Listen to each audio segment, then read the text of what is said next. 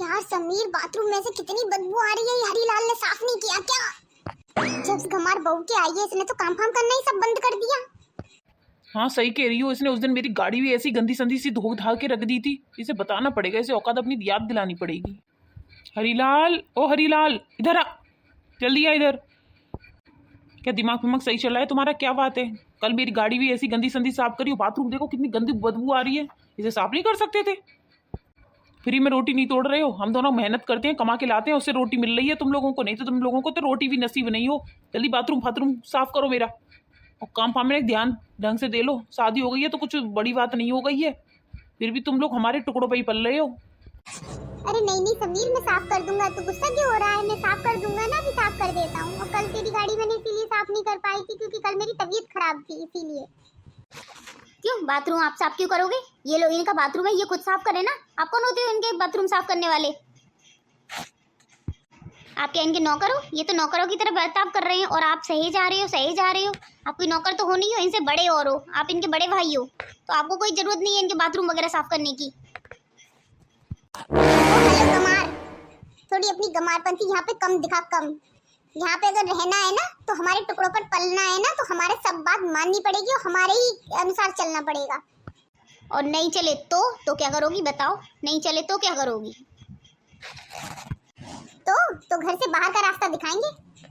मरना भूखन कहाँ जाओगे? छत नहीं होगी, कुछ पैसा नहीं होगा तो कहाँ मरोगे? मरते रहना।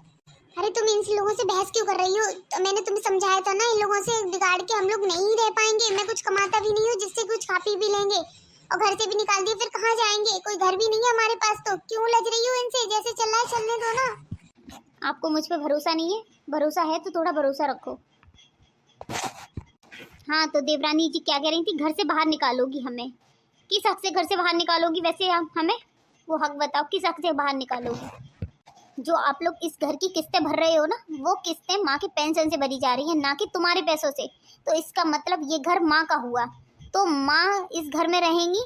तुम लोग कोई निकालने वाले हम लोगों को कुछ होते नहीं। और तुम दोनों अपना बैग पैक कर लो और इस घर से निकलो। अब इस घर से हम लोग नहीं, इस घर से तुम लोग निकल के जाओगे। समीर, अब सिर्फ पानी सिर से ऊपर जा रहा है, इसको चुप कर लो। ये गमार कुछ ज्यादा ही बोले जा रही है, मेरा पारा हाई कर रही है ये गमार। मैं पारा कोई हाई नहीं कर रही, सही बात बोल रही हूँ। तुमने हमेशा इनको नौकर समझा, जबकि इन्होंने छोटा भाई समझ के सारे काम किए इनके और तुम्हारे। लेकिन तुमने हर समय इसको नौकर समझा कि ये तो नौकर की तरह काम करता है, नौकर है ये हमारे घर का। बिल्कुल शर्म तो नाम की चीज रही नहीं है तुम लोगों के अंदर। माँ से बदतमीजी से बात करना, इस घर को अपने जूते के नीचे रखना, ये कहाँ की तुम्हारी लोगों की तमीज है? क्या पढ़ाई करी तुम लोगों ने? सिर्फ तो नहीं पढ़ते तो यही ठीक था कि पढ़े ही नहीं थे, तमीज ही नहीं थी। तुम लोगों की जैसी पढ़ाई पे तो थू है थू। ऐसे तुम लोगों की जैसी पढ़ाई हो तो भगवान किसी को भी पढ़ाई ना दे, किसी को भी बुद्धि ना दे। अरे मौसी जी, आपने तो जैसा बताया ये घर बिल्कुल वैसा ही निकला। इन लोगों ने वास्तव में इस घर में ज्यादा अत्याचार ढा रखे हैं। ऐसे बदतमीजी करते हैं, ऐसी बदतमीजी, इतना अत्याचार ढाते हैं। माँ से तो बिल्कुल सीधे मुंह बात ही नहीं करना चाहते ये लोग। ये लगता है ये उनके माता पिता है, वो इनकी बच्ची है। तो शादी करने का मेरा डिसीजन मौसी जी इनसे बिल्कुल सही रहा। ये लोग वास्तव में भी इन लोगों पे बहुत अत्याचार ढा रहे हैं, इनको तो बिल्कुल नौकर की तरह समझते हैं ये। हाँ बेटा, यही देख के तो मैंने सोची थी इसके लिए तेरी जैसी लड़की ही मिलना जरूरी है। तेरी जैसी लड़की ही इस घर को ठीक कर पाएगी। और ये हमारा हरीलाल तो बहुत सीधा है, साचा है बेचारा। इन लोगों ने तो इतने, ये छोटे भाई होके इतनी बदतमीजी, इन्होंने तो इसको पूरी तरह नौकर ही समझा, हमेशा नौकर समझ के ही रखा। ये कर मेरा, वो कर मेरा, वो कर। इनको तो शर्म है ही नहीं है। इसीलिए तुम्हारा डिसीजन बिल्कुल सही रहा बेटा, जो तुमने इससे शादी करी, शादी के लिए हाँ कर दिया।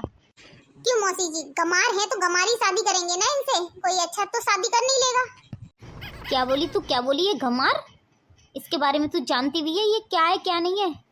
गमार इसके सामने तू है, तू बिल्कुल गमार है इसके सामने। ये सरकारी नौकरी करती है, जितनी तुम दोनों की तनख्वाह है ना, उससे 3 गुनी इसकी तनख्वाह है। तुम दोनों को 1 सेकंड में इस घर से बाहर निकालने में इसको देर नहीं लगेगी। क्या सरकारी नौकरी और इस गमार की? ऐसा हो ही नहीं सकता। कोई भी सरकारी नौकरी वाली पढ़ी लिखी इनसे शादी करने के लिए, पागल से शादी करने के लिए तैयार नहीं हो जाएगी। ओ हेलो, पागल किससे कह रही है? ये मेरे पति हैं, कोई पागल वागल नहीं है। ये नहीं है, ये सरकारी नौकरी करती है और इसको 1.5 लाख रुपए सैलरी मिलती है। जितनी तुम दोनों को नहीं मिलती ना, उससे 3 गुनी ज्यादा इसको मिलती है। इसने बस इसके लिए लड़कों की कोई कमी नहीं थी, इसने इस घर की, मैंने इसके घर की स्थिति बताई, उसकी वजह से इसने शादी करी है, इसीलिए इसने हरिराम को पसंद किया है कि मैं करूँगी शादी इस लड़के के से ही। और उसका मेरा ये वाला डिसीजन बिल्कुल सही रहा जो उसने हरिराम के लिए ऐसी लड़की मिली। इसने इतने सारे लड़के छोड़े हरिराम के लिए, और इसका जो डिसीजन हुआ वो इस घर के लिए अच्छा ही हुआ। आज दीदी भी बहुत खुश है इसकी तरफ से। तुम दोनों ने तो ऐसा दुखी कर रखा है कि वो बेचारी सांस भी नहीं ले पा रही इस घर में रह के। अरे पारो, जे बहु सरकारी नौकरी करती है और जे तो ऐसे ऐसे वो करो करती जैसे कि जे कछु पढ़ी लिखी ना है, नौकरी पोकरी कछु ना करती है और खानो पीनो बनाए वो जानती है बस। जे तो बड़ी होशियार निकली, सरकारी नौकरी वगैरह सब है। वो ही कही है ना कहावत, अधजल गगरी छिलकत जावे और भरी गगरी शांत जावे। तो वही हिसाब है, जे अधजल गगरी है सो जे इनने हमें दुखी ऐसो कर रखो कि का बताएं पारो, हमारो एक एक दिन इतनी मुश्किल में बीत रहो। तो क्यों तुम दोनों पैक नहीं कर रहे? बैग पैक करो, बाहर निकलो। क्यों खड़े हो अब यहाँ? पैक करो, बाहर निकलो। तुम लोगों को तो निकलना ही पड़ेगा, तभी सबक मिलेगा। माँ जी प्लीज घर से बाहर निकलने के लिए मत बोलिए, अब आगे से ऐसा कुछ नहीं होगा। आज भाभी ने हमारी आंखें खोल दी हैं कि पढ़े लिखे और इससे कुछ नहीं होता है, केवल इंसान अच्छा होना चाहिए अंदर से। मम्मी हम लोगों से गलती हो गई, हमने बहुत सारी गलतियाँ करी हैं, उसके लिए हमें माफ कर दो। और भाभी से बोलो ऐसा कुछ ना करे, हम लोग कहाँ जाएंगे घर से निकल के। यही सब अभी तुम मुझसे कह रही थी, तब उन पे क्या बीत रहा होगा। दूसरों के बारे में भी तो सोचा करो।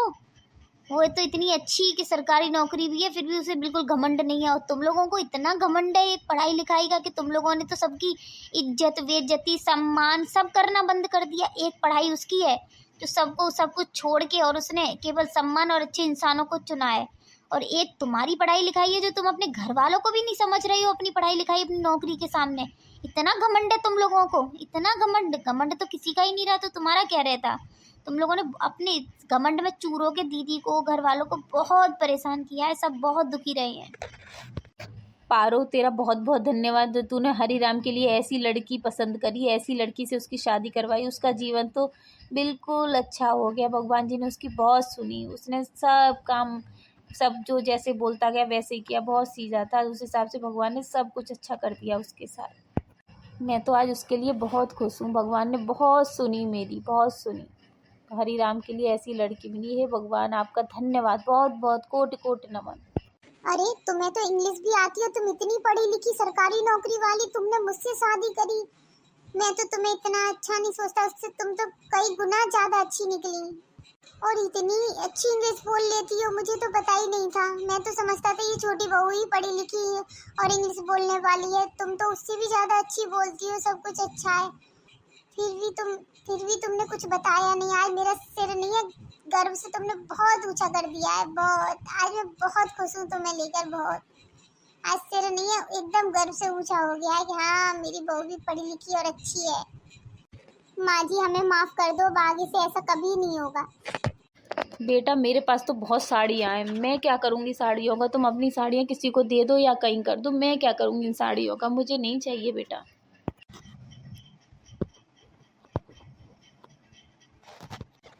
जी चल अब इन लोगों को माफ कर दे। आगे से इन्होंने ऐसा कुछ किया ना तो इन्हें घर से बाहर निकालने में देर मत लगाइयो तुम।